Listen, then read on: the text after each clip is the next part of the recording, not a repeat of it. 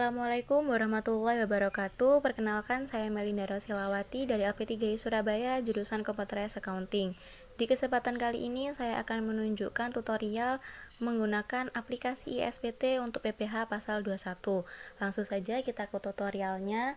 Yang pertama, saya sudah menyiapkan data perusahaan. Ini ada data perusahaan dari PT Angkasa Jaya beserta pemotongan PPh pasal 21 yang dilakukan oleh PT Angkasa Jaya selama bulan Agustus. Berikut ini contoh-contohnya.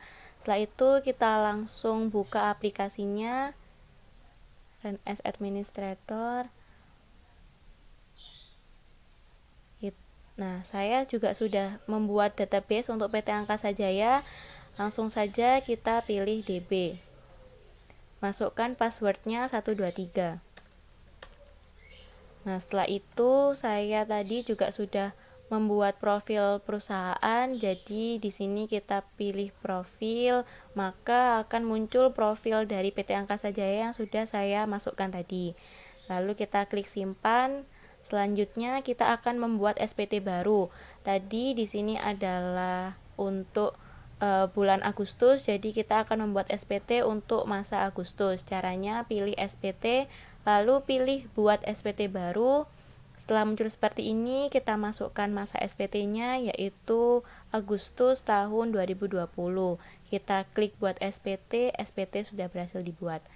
Setelah SPT sudah berhasil dibuat, kita langsung aja masuk untuk penginputan yang pertama, yaitu di sini ada pegawai tetap yang menerima penghasilan di atas PTKP. Datanya sudah lengkap sampai gaji bruto dan juga PPh 21 terutangnya, ini semua sudah lengkap. Langsung kita masukkan ke SPT-nya. Caranya pilih isi SPT, lalu pilih daftar pemotongan pajak, pilih yang satu masa pajak. Setelah muncul seperti ini, kita masukkan di kolom A, karena kolom A ini adalah untuk pegawai tetap yang penghasilannya di atas PTKP. Lalu kita pilih tambah. Setelah muncul seperti ini, kita masukkan identitas dari pegawainya. Yang pertama, kita masukkan NPWP-nya. Langsung saja kita kopikan ke dalam SPT-nya. Lalu kita isi juga namanya, yaitu Erwin Gunawan.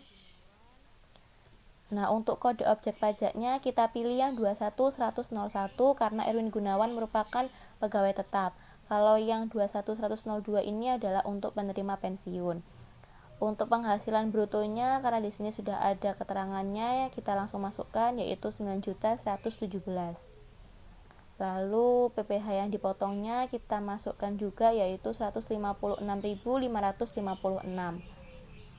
Untuk kode negara domisilinya kita abaikan saja karena ini untuk pegawai yang domisilinya dari luar negeri. Lalu kita pilih simpan, kita pilih no. Dia sudah terisi di sini di kolom A, Erwin Gunawan, jumlah penghasilan brutonya, PPh dipotongnya sekian, lalu kita silang. Sekarang kita masuk ke kasus yang kedua. Kasus yang kedua ini sama-sama pegawai tetap, tapi dia menerima penghasilan di bawah PTKP. Ada 3 pegawai dengan penghasilan brutonya sekian. Kita masukkan ke SPT-nya. Caranya pilih isi SPT, lalu pilih daftar pemotongan pajak lagi, satu masa pajak. Tapi sekarang kita isinya di kolom B, karena tadi untuk pegawai tetap yang penghasilannya di bawah PTKP. Tadi jumlah pegawainya adalah 3, kita isi 3. Untuk jumlah penghasilan brutonya kita isi totalnya yaitu 12.750.000. Langsung aja kita masukkan di sini, lalu kita klik simpan. Bagian B sudah berhasil disimpan, maka di sini untuk yang C, jumlah A plus B otomatis langsung bertambah. Ini jumlah penghasilan brutonya menjadi 21.867 dengan PPh yang dipotongnya 156.556.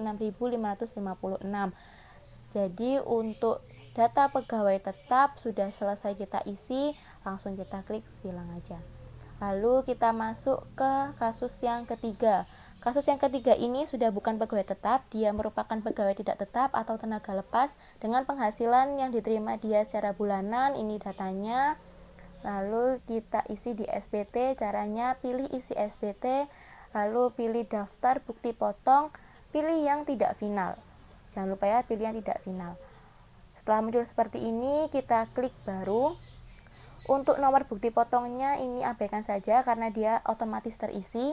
Untuk NPWP-nya kita lihat tadi dia adalah non NPWP, jadi kita langsung isi saja 0 karena dia non NPWP. Untuk identitas selanjutnya masukkan namanya yaitu Basuki. Kita isi NIK-nya dan juga kita isi alamatnya. Nah, setelah selesai mengisi identitas, kita langsung masukkan PPh pasal 21-nya. Caranya pilih kode objek pajak, pilih yang pegawai tidak tetap atau tenaga kerja lepas dengan kode 21103. Kita masukkan perhitungannya, tadi dia dibayar secara bulanan, kita lihat PTKP-nya adalah K1, kita pilih K1. Karena tadi tidak ada keterangan jumlah hari kerjanya, kita isi saja 25 dan langsung kita masukkan jumlah penghasilan brutonya sebesar 6.650. Setelah kita masukkan, kita klik selesai. Nah, dia sudah langsung terisi ya. Ini jumlah penghasilan brutonya, DPP-nya sekian. Karena dia non NPWP, maka ini akan otomatis tercentang dengan PP yang dipotongnya sekian. Untuk tanggalnya jangan lupa kita ganti di tanggal Agustus tahun 2020. Setelah selesai kita klik simpan. Nah, dia langsung terisi di sini. Ya, semuanya sudah ada. Lalu kita sekarang masuk ke kasus yang keempat. Kasus yang keempat ini adalah bukan pegawai. Dia ini merupakan imbalan kepada tenaga ahli yang penghasilannya ini bersifat tidak berkesinambungan. Sekarang kita langsung masukkan ke SPT-nya. Caranya pilih isi SPT, pilih lagi daftar bukti potong, pilih yang tidak final lagi. Setelah muncul seperti ini, kita klik baru. Muncul lagi seperti ini, kita masukkan identitasnya. Di sini kita isi dulu NPWP-nya. Setelah NPWP-nya diisi, masukkan namanya. Namanya adalah Kartonyono. Lalu masukkan NIK-nya. Setelah masuk NIK-nya, jangan lupa alamatnya. Jalan Nias nomor 4 Surabaya. Setelah itu kita langsung isi PPh pasal 21-nya, pilih kode objek pajak. Karena dia merupakan tenaga ahli, jadi kita pilih imbalan kepada tenaga ahli dengan kode 21107. Kita masukkan perhitungannya, tadi tipe penghasilannya adalah tidak berkesinambungan. Karena dia tidak berkesinambungan, kita langsung masukkan jumlah penghasilan brutonya tadi sebesar 50 juta. Kita masukkan 50 juta. Nah, setelah itu langsung PPh pasal 21 yang dipotongnya sekian, kita klik selesai. Nah, sudah terisi semua, jangan lupa tanggalnya. Kita ganti ke Agustus 2020. Setelah selesai semua kita isi, kita langsung klik simpan. Nah, sudah langsung terisi otomatis di sini Kartonyono, kode objek pajaknya semua sudah terisi. Di sini jumlah penghasilan bruto dan PP yang dipotongnya juga sudah jelas atas kedua pegawai ini tadi. Lalu selanjutnya, karena kita sudah selesai mengisi yang tidak final, sekarang kita isi untuk PPh pasal 21 final. Caranya pilih isi SPT, pilih lagi daftar bukti potong, sekarang pilih yang final karena tadi merupakan PPh final. Nah, lalu kita pilih baru. Setelah kita pilih baru, kita masukkan NPWP-nya. Setelah NPWP-nya masuk, kita masukkan juga namanya, yaitu Dede Suherman. Kita masukkan juga NIK-nya. NIK-nya masuk, alamatnya juga jangan lupa. Setelah itu kita masukkan PPh pasal 21-nya.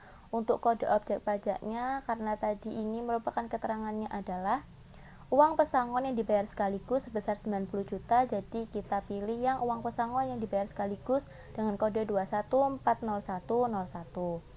Ini kita abaikan saja, kita masukkan penghasilan brutonya 90 juta. Nah, Nah, sudah terisi langsung, jangan lupa tanggalnya Agustus 2020.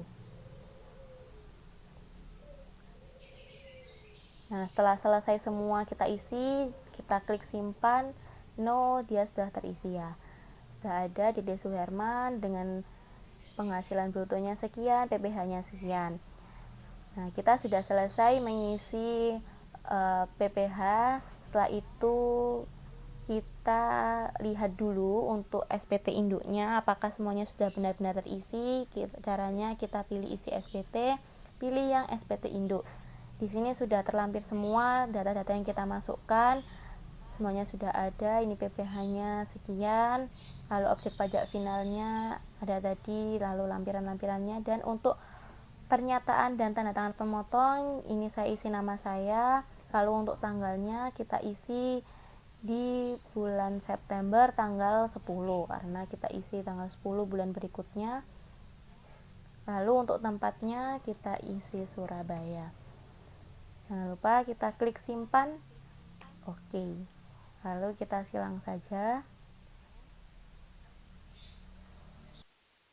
Karena tadi kita sudah mengisi untuk SPT induk dan kita juga sudah melakukan semua penginputan untuk PPh pasal 21, sekarang kita langsung masuk ke pengisian surat setoran pajak. Di sini sudah ada lengkap ya datanya, kode akunnya, kode jenis setorannya, dan NTPN-nya. Yang terpenting ini adalah NTPN-nya ya. Lalu setelah itu kita masuk ke isi SPT, pilih daftar SSP atau PBK. Setelah muncul seperti ini, kita pilih tambah. Lalu untuk kode akun pajaknya kita pilih yang 411121 karena untuk PPh 21 yang 411127 ini untuk pasal 26. Jadi kita masukkan yang ini untuk pasal 21. Untuk kode jenis setorannya yang pertama kita akan mengisi untuk PPh tidak final dengan kode 100. Lalu untuk tanggal SSP-nya kita isi sebelum tanggal 10 bulan berikutnya. Jadi kita isi di bulan September, kita buat aja tanggal 2. Oke, untuk NTPN-nya sudah ada datanya tadi. Untuk kode 100 NTPN-nya sekian. Langsung kita masukkan ke SPT-nya. Untuk jumlah PPh yang disetornya sejumlah PPh terutang untuk PPh tidak final yaitu 1.490.558. Keterangannya kita biarkan saja isi 0, lalu kita klik simpan. Kita akan buat SSP baru untuk PPh final, maka kita klik yes. Lalu untuk kode akun pajaknya sama, pilih yang 411121 PPh pasal 21. Lalu kode jenis setorannya kita pilih yang 401 untuk PPh final, tanggalnya tetap tanggal 2 bulan berikutnya yaitu bulan 9. NTPN-nya untuk kode 401 sekian, kita langsung masukkan ke SPT-nya. Lalu untuk jumlah disetornya sejumlah 2 juta. Oke, kita klik simpan. Nah, semua SSP-nya sudah ada di sini, semuanya sudah jadi. Lalu kita silang aja.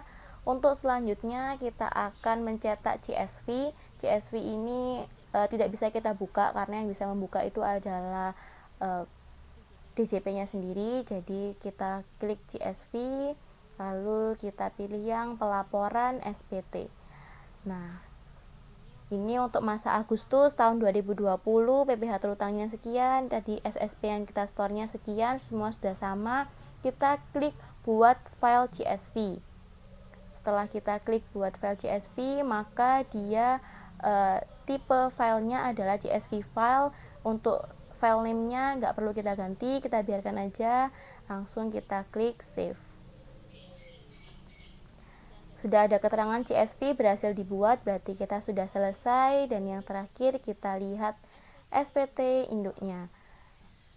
Ya, semuanya sudah ada. Kita tadi sudah masukkan semuanya dan selesai. Untuk pencetakannya kita klik cetak, lalu kita klik formulir SPT, lalu kita pilih yang formulir SPT induk. Kita klik. Memang tunggu agak beberapa menit.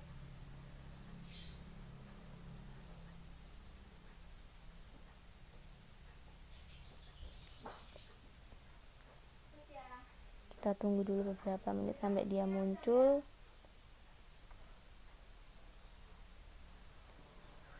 Nah, setelah dia muncul seperti ini, artinya kita sudah melakukan penginputan dengan baik ya, semuanya sudah terisi.